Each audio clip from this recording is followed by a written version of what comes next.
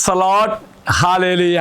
യേശുവിൽ ഏറ്റവും സ്നേഹമുള്ള സഹോദരി സഹോദരന്മാരെ, യേശു എനിക്ക് വേണ്ടി എല്ലാ വാതിലും തുറന്നു വരും.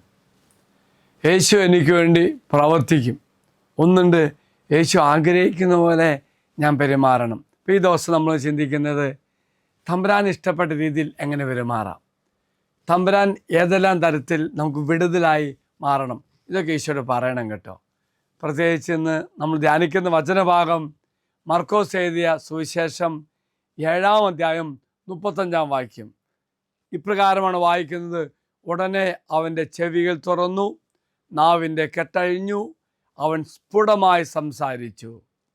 അർത്ഥമാക്കുന്നത്, യേശു മനുഷ്യൻ്റെ ചെവിയിൽ വിരലുകളിട്ടു, വിരലുകൾ തുപ്പി, ആ മനുഷ്യൻ നാവിൽ തൊട്ടു, യേശു പറഞ്ഞു എപ്പാത്ത, അപ്പം തന്നെ തുറക്കപ്പെട്ടു. പ്രിയമുള്ള സഹോദരി സഹോദരന്മാരെ, ആ മനുഷ്യന് ഉടനെ കേൾക്കാനും സംസാരിക്കാനും സാധിച്ചു. യേശു ആ സഹോദരനെ സുഖപ്പെടുത്തിയതിൽ ആളുകളെല്ലാം യേശുവിനെ അഭിനന്ദിച്ചു, പ്രശംസിച്ചു. ഓർക്കുക, ബധിരനും മൂകനുമായ മനുഷ്യനെ സൗഖ്യമാക്കാൻ യേശുവിൻ്റെ ശക്തിയും അനുകമ്പയും പ്രകടമാകുകയാണ്. വിശുദ്ധ അഗസ്തീനോസ് പറയുന്നുണ്ട്, നമ്മുടെ നാവ് അവൻ തുറന്നു തന്നെങ്കിൽ നന്മയ്ക്കല്ലാതെ തിന്മയ്ക്കായി അതൊരിക്കലും ഉപയോഗിക്കരുത്. അതിന് കാര്യം എന്താണെന്നറിയാമോ?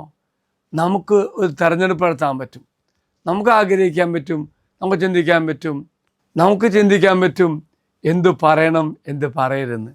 എങ്കിൽ പ്രിയമുള്ളവർ, നാവല്ല ശരീരം മുഴുവനായാലും ദൈവത്തോട് മാത്രം ഉപയോഗിക്കാൻ മാത്രമേ സാധിക്കുകയുള്ളൂ, അത് ചെയ്യാൻ പാടുള്ളൂ. എന്നാൽ ദൈവം നന്മയ്ക്ക് വേണ്ടിയാണ് നമുക്കെല്ലാം തന്നത്. ഉദാഹരണം ഓർക്കുക, നമ്മൾ ഒരു ഡിന്നറിന് ആഹാരം കഴിക്കാൻ പോകും. അവിടെ പല വെറൈറ്റി ഭക്ഷണപദാർത്ഥങ്ങളുണ്ടാവാം. പക്ഷേ എല്ലാം നമ്മളൊന്ന് കഴിക്കത്തില്ല. നമുക്ക് ഇഷ്ടപ്പെട്ട് മാത്രം എടുത്ത് കഴിക്കും. അവിടെ തിരഞ്ഞെടുപ്പ് നമ്മൾ നടത്തുന്നു, തിരഞ്ഞെടുപ്പ് നടത്താൻ ശ്രദ്ധിക്കുകയും ചെയ്യുന്നു. എങ്കിൽ പ്രിയമുള്ളവരെ, ഏതെല്ലാം തരത്തിൽ തടസ്സമുണ്ടോ, ബന്ധനമുണ്ടോ, കെട്ടുകളുണ്ടോ, കർത്താവ് അത് അഴിച്ചു മാറ്റിത്തരും.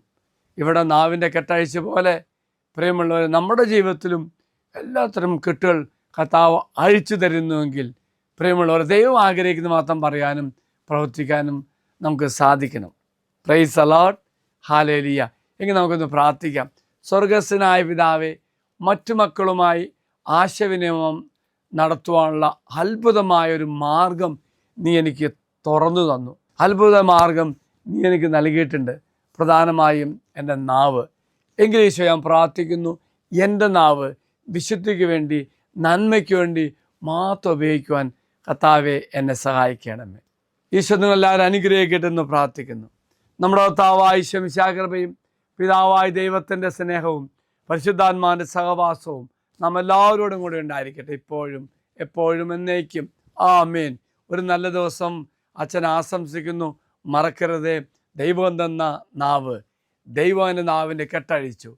നാവിൻ്റെ കെട്ട് മാത്രമല്ല, എല്ലാ തരത്തിലും കർത്താവ് കെട്ടഴിച്ചാൻ അനുഗ്രഹിച്ചുവെങ്കിൽ തമ്പുരാൻ്റെ ചേർന്ന് നിന്നുകൊണ്ട് തമ്പുരാൻ ആഗ്രഹിക്കുന്നത് മാത്രം പറയാനും പ്രവർത്തിക്കാനും ഇടവരുത്തണമേ എന്ന് നമുക്ക് പ്രാർത്ഥിക്കാം. Praise the Lord, hallelujah.